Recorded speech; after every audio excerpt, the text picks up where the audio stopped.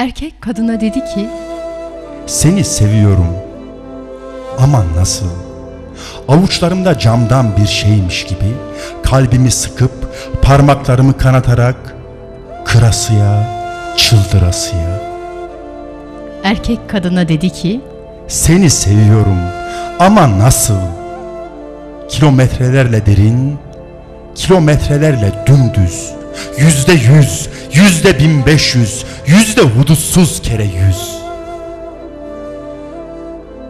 Kadın erkeğe dedi ki, baktım dudağımla, yüreğimle, kafamla, severek, korkarak, eğilerek dudağına, yüreğine, kafana.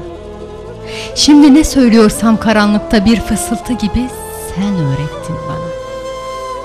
Ve ben artık biliyorum, toprağın yüzü güneşli bir ana gibi en son, en güzel çocuğunu emzirdiğini.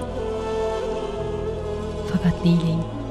Saçlarım dolanmış ölmekte olanın parmaklarına, başımı kurtarmam kabil değil. Sen yürümelisin, yeni doğan çocuğun gözlerine bakarak. Sen yürümelisin, beni bırakarak. kadın sustu. Sarıldılar. Bir kitap düştü yere, kapandı bir pencere, ayrıldılar.